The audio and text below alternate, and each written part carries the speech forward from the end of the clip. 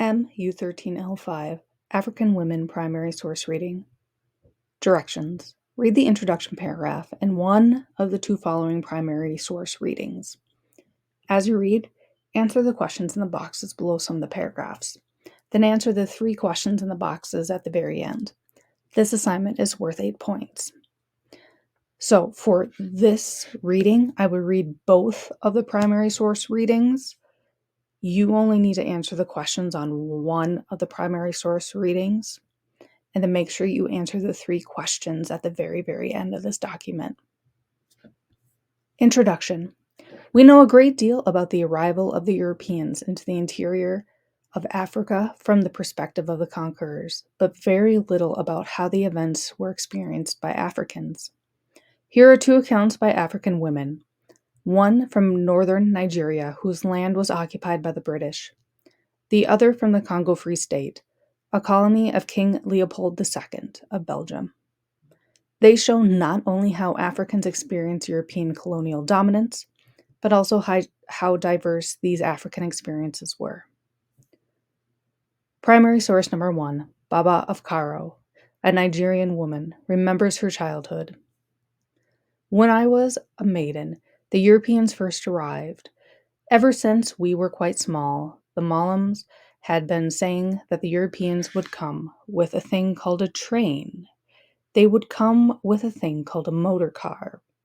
In them, you would go and come back in a trice. They would stop wars. They would repair the world. They would stop the oppression and lawlessness. We should live at peace with them. We used to go and sit quietly and listen to their prophecies. I remember when a European came to Cairo on a horse, and some of his foot soldiers went into town. Everyone came out to look at them, but in Zerua, they didn't see the Europeans. Everyone at Cairo ran away. There's a European, there's a European. At that time, Yusufu was the king of Cairo. He did not like the Europeans. He did not wish them. He would not sign their treaty. Then he said that perforce he would have to agree. So he did. We have wanted them to come. It was the Fulani who did not like it.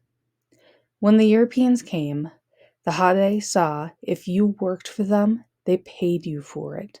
They didn't say, like the Fulani, "Commoner, give me this. Commoner, bring me that." Yes, the Hade wanted them. They saw no harm in them. The Europeans said that there were to be no more slaves. If someone said slave, you could complain to the alkali, who would punish the master who said it. The judge said, "That's what the Europeans have decreed." The first order said that any slave, if he was younger than you, was your younger brother. If he was older than you, was your elder brother.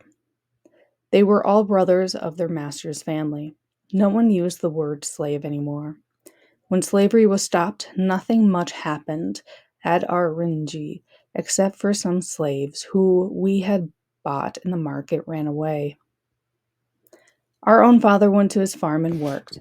He and his sons took up their large hoes. They loaned out their spare farms. Soho, our father, and Kadiri, my brother, with whom I live now, and Baba Mambo worked. They farmed guinea corn and millet and ground nuts and everything. Before this, they had supervised the slaves' work. Now they did their own. In old days, if the chief liked the look of your daughter, he would take her and put her in his house. You could do nothing about it. Now they don't do that. Primary source number 2. Ilanga, a Congolese woman, recounts her capture by agents of the Congo Free State.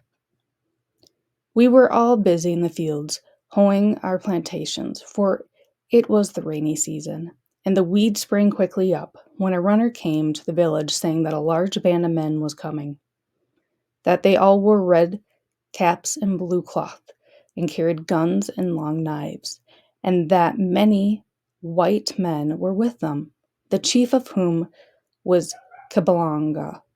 the African name for a force publique officer named Oscar Machu, who once received a sword of honor from Leopold's own hands.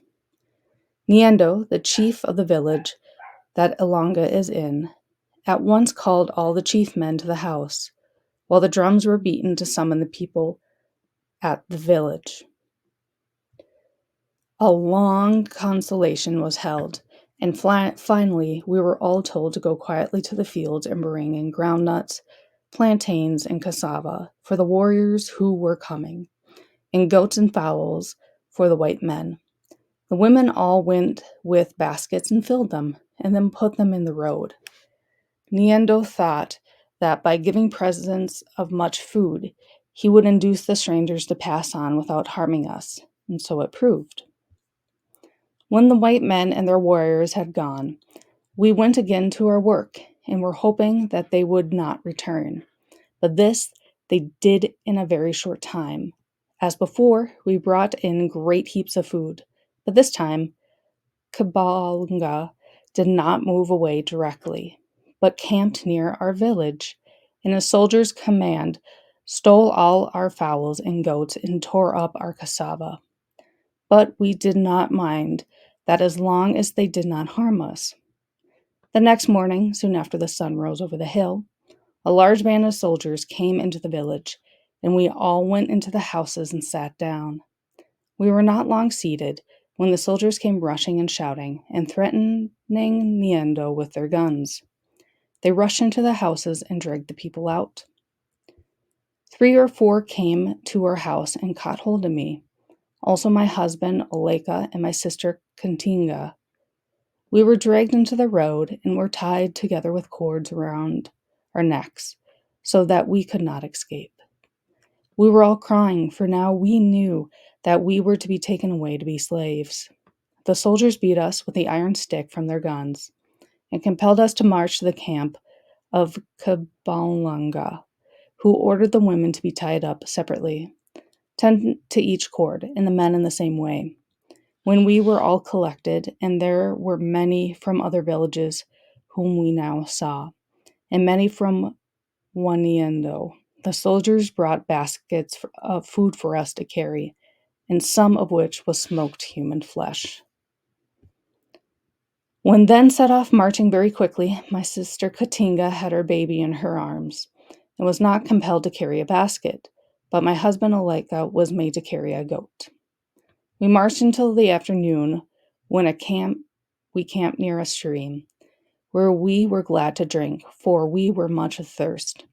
We had nothing to eat, for the soldiers would give us nothing.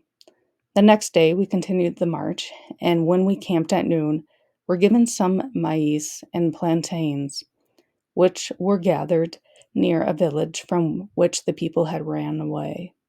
So it continued each day until the 5th day, when the soldiers took my sister's baby and threw it in the grass, leaving it to die, and made her carry some cooking pots, which they found in the deserted village. On the 6th day, we became very weak from lack of food and from constant marching and sleeping in the damp grass, and my husband, who marched behind us with the goat, could not stand up any longer. And so he sat down beside the path and refused to walk more. The soldiers beat him, but still he refused to move. Then one of them struck him on the head with the end of a gun, and he fell upon the ground. One of the soldiers caught the goat, while 2 or 3 others stuck the long knives they put on the ends of their guns into my husband. I saw the blood spurt out, and then saw him no more, for we passed over the brow of the hill, and he was out of sight. Many of the young men were killed the same way, and many babies thrown into the grass to die. A few escaped, but we were so well guarded that it was almost impossible.